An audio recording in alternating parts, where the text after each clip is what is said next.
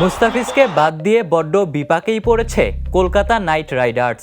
KKR সমর্থকদের হাসি মিলিয়ে গিয়ে যেন নেমে এসেছে দুশ্চিন্তার ছায়া।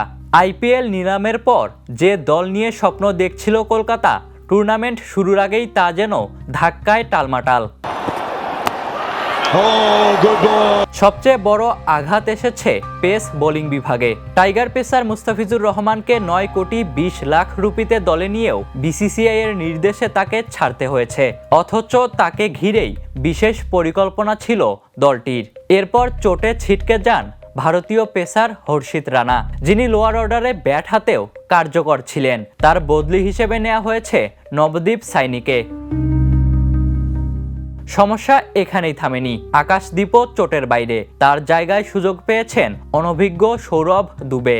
একই সঙ্গে বড় দামে কেনা শ্রীলঙ্কার মাতিসা পাতিরানাও চোটে পড়েছেন, যিনি ডেথ ওভারের প্রধান ভরসা ছিলেন কলকাতা নাইট রাইডার্সের।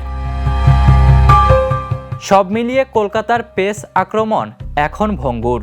নতুন সংযোজন ব্লেসিং মুজারাবানি থাকলেও মুস্তাফিজ হর্ষিতদের অভাব পূরণ করা সহজ নয়। Ishtiaq Mahin, the news.